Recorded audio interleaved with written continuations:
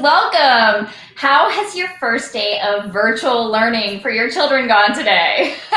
Well, if depending, we have a very special guest here. Laura Coffey's with us, of course, Pastor Coffey's wife, and she was a teacher, so she is here with some great information to help us. And why don't you tell us, Laura, how long were you a teacher for? I was a teacher for 10 years. Uh-huh. That's my first answer. And my second answer is to tell a little story. Oh, great. Wonderful. I taught school a couple years before my kids were born. And then I was a stay-at-home mom for kind of a long time, like 15 years. Then I went back and I taught kindergarten and first grade for 5 years in a private school. And then we lived in Germany. And then when I came back, my husband was getting ready to retire, so I decided I needed to reinvent myself. So at age 56, I went back to school to University of Virginia to become, to teach English as a second language in the public schools. And I did that for 3 years. So if you cut and paste it all together, about 10 years. Oh my goodness. So you have some experience. So you can help us figure out how we can be thriving in this season of virtual learning. So we'll take all your tips and wisdom. Okay, well, I feel that something for parents to think about beyond just the tasks that the kids are doing is that we ourselves are going to be modeling what we want our kids to learn. And they're going to be taking their cues. So if we want them to be resilient, we need to model resilience when we come into a problem. If we want them to be enthusiastic about learning, then we can try to have the same perspective. I also feel that it's important for both the parents and the kids to expect frustration, that's a normal part of learning. I remember when I was growing up, I sort of had the feeling I had to get everything the first time I was taught, and I had to get it all right the first time. But that isn't really how learning happens. It's sort of 3 steps forward, 2 steps back a lot of the time. And I compare it to like when you're going on an airplane, if nobody tells you about turbulence, then the first time it happens, it's a very upsetting experience. But if you can tell them that it's normal, that they're just hitting an air pocket and it's going to feel bad for a while, then it takes the fear factor out of it for a little while. So I think owning it is going to sort of grease the skids a little bit when you hit a problem. That is so good, because it's always about our expectations. You know, we have this high expectation of what it's going to be, and we're disappointed if it doesn't turn out that way. But if we go into it knowing, yeah, there's going to be some bumps in the road, and that is so good. I mean, I feel like this is good to learn for us as well as our kids. I'm still learning it myself. We never stop, right? Yes. I think it's also important to look for ways to be positive if we can all in any way do that. Let me give you an example. Let's say your kid is having to write a paragraph about something and they're showing it to you and it's messy. There are no capital letters, no punctuation. You know, the first thing you want to say is, oh my goodness, you know. But if you can pause and find something positive, like, you know, that was a really interesting word you used to describe that character. Try to find something positive before you start going in and helping them with the problems. I think that will make them feel a little more motivated. Sometimes you have to look hard. I see you crossed your T. Great job. Exactly. You wrote your name. I love it. Oh my goodness. Well, what else? Tell us some more. You have some great ideas. Well, you know, I grew up going to public school, and my family came to faith a little bit later. So I didn't grow up with the idea that Christ could be with us in the classroom. I kind of got that later on. And I think that the tendency when it comes to school is to put God in a box. You know, here's school and here's God, and never the twain shall meet. When actually, I think the opposite is true, because all truth is God's truth, no matter what the subject. And if we see learning as a way to love God with our minds, He wants us to love Him with our heart, soul, mind, and strength. And that when we're learning something new, we're really learning something more about Him or what He's done. Then it's kind of a different perspective. And you know, the scriptures say that the Holy Spirit will lead us into all truth. He'll guide us into all truth. I think the temptation is, well, it's not really a temptation, but we think that's just scripture, you know. But I paint it more broadly. If you're learning about science, if you're learning about language, if it's true, it's part of what He's made, and we can ask Him for His help and to guide us. I know if I had $1 for every time I asked God's help when I had a technical difficulty, I'd be pretty rich, because He's very faithful to help me when I ask Him to. Absolutely. I feel like every time we have tech issues on here, we stop, we pray, and like it's amazing how the tech issues are resolved by the time we, are done praying. And then the best thing of all, your relationship with God grows, because He, one more time, yet again, He was faithful. Absolutely. That's so true. Mm-hmm. I think another thing to think about in school is it's not just about us. If we're commanded to love our neighbor as ourselves, every time we learn something new, it helps us to develop a new skill set, and therefore we're able to do more good for our neighbor. It doesn't matter if you're on the road to become a nurse or an engineer or a hairstylist or whatever it is. If you can master that area, then you can bless and help other people. And so I think you can see education as part of loving your neighbor as yourself. But I didn't really grow up with this. This is something that I've sort of learned over time, but it's where I stand now. Oh, I love that idea. That is so great. Well, and speaking of scripture, Romans 12:9 tells us, don't just pretend to love others, really love them. And so I was thinking about teachers and, what are some ways we can be gracious and show love to the teachers right now? Because I've been talking to teachers and some have told me they haven't slept in 3 nights and all those things, just as they're anxiously preparing for this semester. So do you have any thoughts on that? Well, other than delivering a home-cooked meal to their front door, no. That's a great idea, actually. I had a parent who did that for me. It was great. But I think just to be sympathetic to what they're going through, and anytime you have a problem or a concern, try to find some things they've done right to express appreciation when you're communicating to them. Will bolster them because they are struggling. I think if they're, let's say you try to email your teacher and they're not writing back, if you write again, just say, hey, I know you have a million things on your plate and I appreciate so much what you're going through. Can you give me an idea of when you might be able to respond to this problem or something? Just give them the benefit of the doubt. Imagine them that they're doing this in their house with little kids whose education they're trying to facilitate, and who they're trying to feed lunch to also.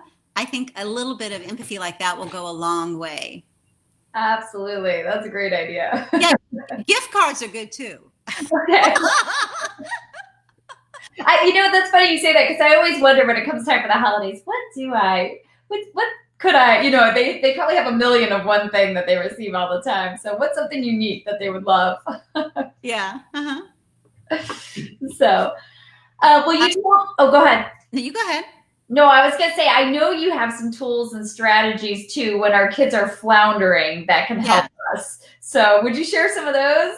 Sure. If everything's going, seamlessly, just turn us off now, because this is more for when you hit those potholes or your kids are frustrated.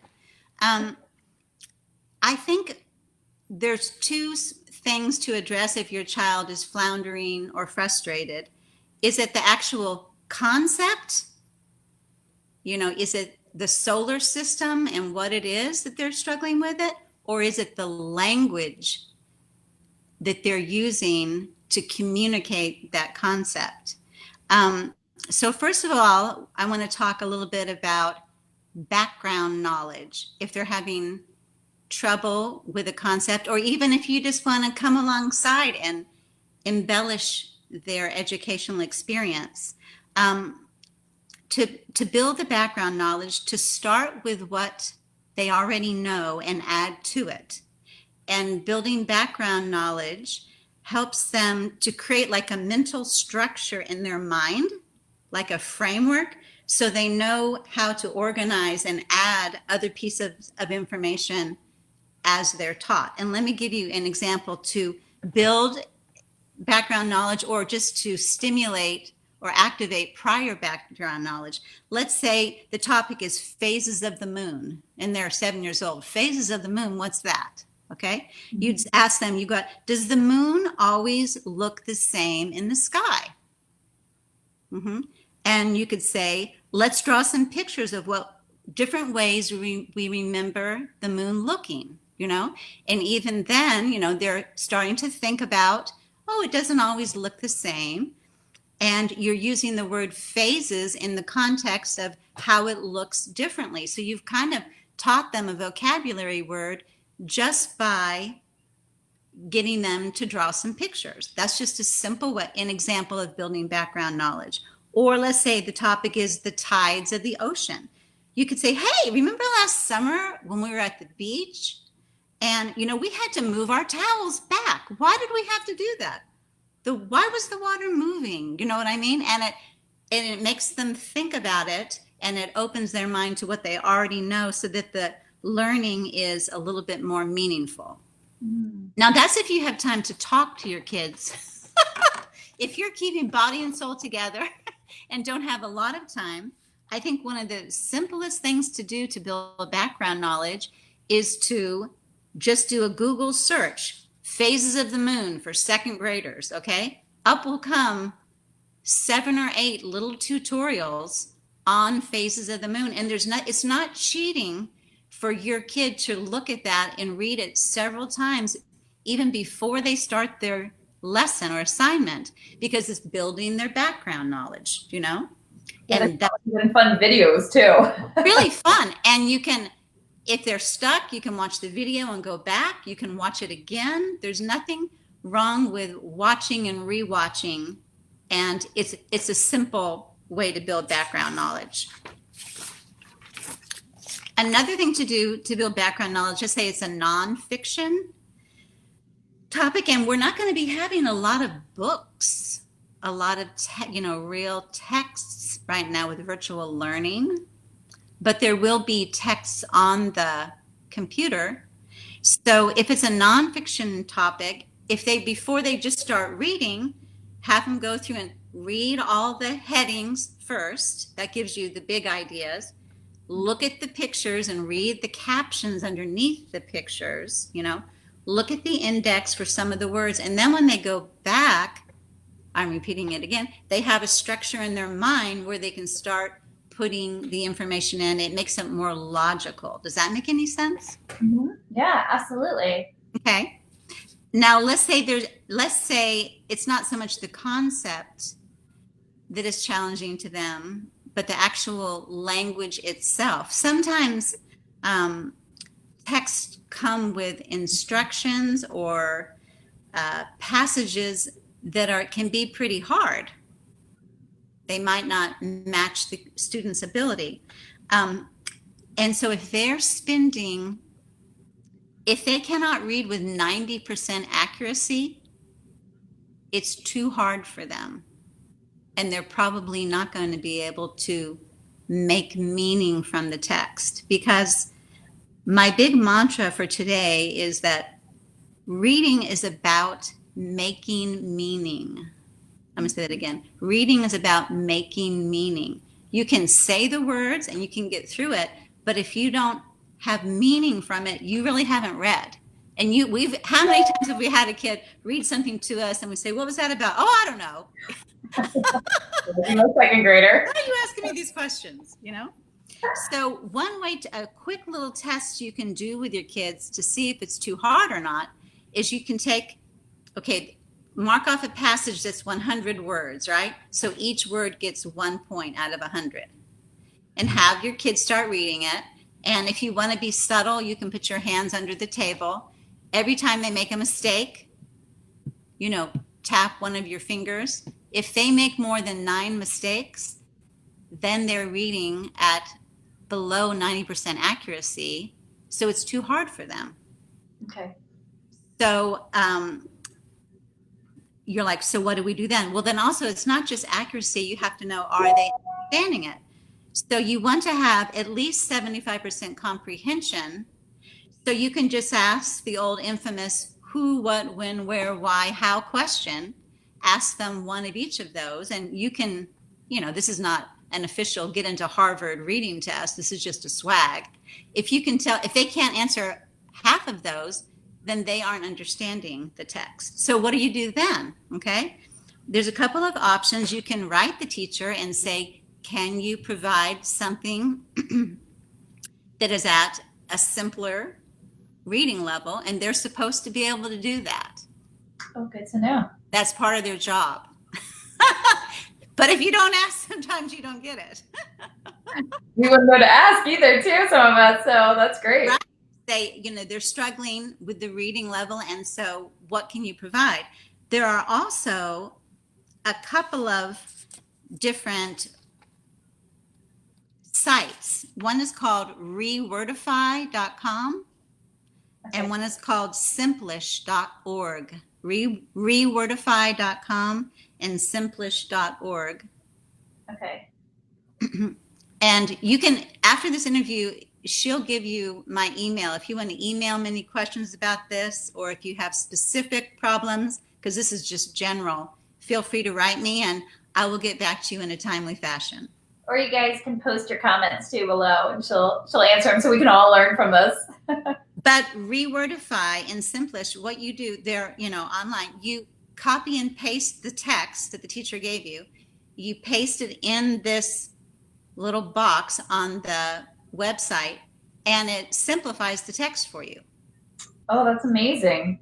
Yep. And so the worst case is that if you don't have it on the computer, you have to type it in yourself.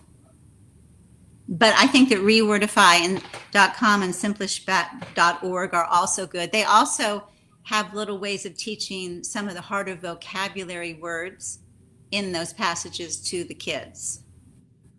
So we talked a little bit about text difficulty and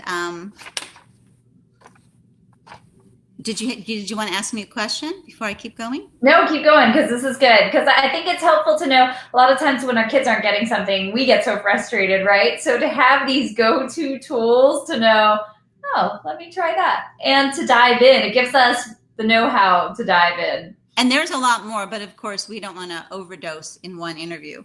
Right. But once again, I'm going to offer you some strategies to help make meaning of the text. Now, did you notice how many times I've said to you, reading is about making meaning, right? Am I repeating myself? Correct. Because that is what good teaching does. You don't expect the kid or anyone to get it the first time. Mm-hmm. You need to give them lots of different mental hooks by repeating it, letting them read it, write it, speak it, say it, because kids have different styles. And so I was just sort of modeling that for you by repeating it yet again. Something you can do to test the kids' comprehension, and these are things you can do with your kid. Model it for your kid. You model it, then you do it with them. Mm-hmm. Ideally, they do it with a partner, but they might not be able to do that in this virtual situation. And then they do it alone. Back when I was in school, the teacher did it, and then she's like, okay, you go do it. There was no scaffolding. Imagine scaffolding around a building so you can get to the next level. If you model it for them, do it with them before they have to do it themselves, it helps. But this is called a 5-finger retell to see if they're comprehending what they're reading. what are the characters? Who are the characters? What is the setting? I'm moving my hand. Yeah. What is the problem? What were the events and the solution? So you can make I can send you all kinds of graphic things later, but I didn't think we had a third screen for me to show all that stuff. So if they can't answer one of those questions, then the thing that you need to encourage them to do is to reread. A lot of times we think, oh, I should get it the first time, but we don't get it the first time. We have to remember, I have to go back. Where did this story take place? And model for the kid. Oh, we're going to turn back. Oh, they were at the lake. You know what I mean? You model that if you miss something, you reread and you go back until you are making meaning from the text. Okay? Okay, I have a question for you in the middle. Yeah. Okay, so I know if I tell my son to reread, I'm going to get a face like yeah. And you said to encourage them in the excitement. So what are some strategies for keeping them excited about the go back and reread part? to have them be excited. Well, I'm not against bribery and rewards. If there's something that they really, really want to do, you say, well, when you are able to read something and we're able to answer who, what, when, where, why, how, then you understand it. And when you understand it, we can go to the pool. When you understand it, you can play video games for 15 minutes. You know what I mean? But they need to know that the reading is not a success unless they have made meaning from it. And that's much harder to do. And I do that all the time. Even when I was in grad school, learning how to be ESOL teacher, I was like, I don't understand that. I would go back. Sometimes I would go back 3 times, but then you really know it. And the thing is, that's not cheating. That's not being a bad student. That's what good learners do. And I think a little phrase you can say, good learners go back and reread. That's a good one. I like that. Write that down. So another thing you can do is something called a 4-square retell. This is so simple. I just brought my whiteboard. Hold on. If it's just 4 squares, here we go, and if they can get in the habit of writing or drawing a picture, whether they're reading about metamorphosis, the processes there, or the phases of the moon, or a story, they can draw a picture what happened first, second, third, or fourth, or just scribble down some words what happened first, second, third, or fourth. There we go. And it will help them remember it. And it's sort of a simple form of note-taking. You can make it as complex as you want it to be. But you can also use that to test comprehension. If you've read to them or they've read, you can say, okay, let's make a 4-square. What happened first? What happened second? What happened next? What happened last? It's very quick. And then you can get a feel for whether they're understanding it or not. Oh, I love that because I'm a visual learner. So when I see something, I do remember it so much better. So yes. Yeah. Okay, so let's talk a little bit about, can we move on to writing? Yes, absolutely. Writing was a little bit hard for me. And so some things to get them off unstuck or is to break things down into smaller tasks. Like if, let's say the teacher says, I want you to describe the setting of that story we just read. They're like, oh no, I don't know what to do. The setting, So you could say, what do you, or they say, I want you to retell the narrative of the story. I won't write all this down because it'll take too long. You can do something called sentence stems. I'll do the first one for you. Just as simple as the characters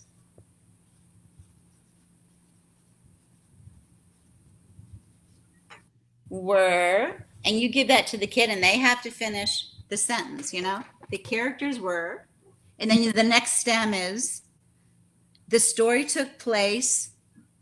They have to finish it. The main problem was to solve the problem, and just giving them these little starters kind of gives them tracks to run on. And you can make up sentence stems, and it's not cheating. And if you're a really, really, really conscientious parent and you want to tell your teacher, yeah, I gave them a few sentence stems, they'll say, great. It's not cheating, but it helps them to give them sentence stems. And then let's say they're learning to write more creatively. You get them started with this. They say the characters were a scientist and a boy. I'm not going to keep writing, but the characters were a scientist and a boy. Well, that's good. Then you can say, well, let's go back now and add some descriptive words. The characters were a brilliant scientist and a shy boy. So you see how you're just breaking it down, you're getting the sentence started, then you're going back and adding descriptive words. And before you know it, they have sort of the beginning of a pretty cool paragraph. But it's very hard for kids just to sit down with a pencil and just start chugging it out. Do you know what I mean? Right, absolutely. And I like how it's building confidence because, like, oh, I can do that. I can do that. That's yeah. And when they first start that, if they do like things like it was an old scientist, I mean, it's not exciting, descriptive word, but the first time they do it, that's awesome. right. Just imagine him now with his gray hair, and you know what I mean? Just be as positive as you can. So that's I have more little tips that I can help you with, but I don't want a dump truck effect. Just a few little organizational things. Okay. Before we end. Absolutely. Right now, I'm especially sympathetic to parents who are working from home, who are trying to juggle this, who maybe have younger kids who need help. And you're not available, you're around, but you're not available 24/7. Right. So probably together with your kids, you have to maybe make a plan that when you're having a question or a problem, just write, they each need to have their little whiteboard or whatever it is, write what they're struggling with. And then you tell them, I'm going to be in the room the first 15 minutes of every hour. And that's it. But you can count on me. If you have your problem at 10:16, I'll be in the room at 11 to 11:15, do you know? Mm-hmm. So they know that eventually you're going to come, and that gives them hope. Or, you may not have that much. You can say, I'm going to be in the room from 10 to 10:30 and from 1 to 1:30, and I'm going to be there and I'm going to be all in. But until that time, you have to manage your problems by writing them down, drawing a picture, whatever best you can there. And the rest of the time, I can't come. But that way you're sort of managing expectations while you're giving them some hope. I love that. Mm-hmm. And then we can be all in, because it is that, but when you're, when you are a mom, you feel called in a million directions, but it is nice when you can be fully present in that moment. So yeah. And then you have to tell your, coworkers or something, you have to manage with them because they're probably doing the same thing. Right. And maybe if you work with a team of people, you could together decide, this is when we're not going to be doing video conferencing. Mm-hmm. These are the time frames as a team where we're going to be helping our kids. And that would take a little pressure off, knowing that you're doing it as a team. Yeah, absolutely. I love and that. Then this is kind of basic, just to make sure each kid has their own workstation where it's not like in their room with a little desk and they have all the supplies they need near them. And then my all-time favorite thing is to make sure to always have recess and have recess often. Because the little quote, the mind can only absorb what the seat can endure. Mm-hmm. Most of us can't just sit here forever. So I think even every 2 hours, if they have a 15-minute break to run around, get outside, it will help their mental health, their emotional health, and your happiness. Yes, absolutely. That's kind of like all I wrote down, and it's probably just 101, probably nothing new, but it's good to be reminded of these things. I love it, Laura. Thank you for sharing that with us. It's been so helpful to have you today. And ladies, she is willing to help when you have questions because she's offered that, which we greatly appreciate. Sure. I'm certified K through 6 in elementary, and as an ESOL teacher, I'm certified K through 12. That's fantastic. That is so great. Well, ladies, you can post your comments below, and anything else, she'll be in touch. So thank you so Thank much you. for joining us. All right, we'll see you soon. Bye. Bye.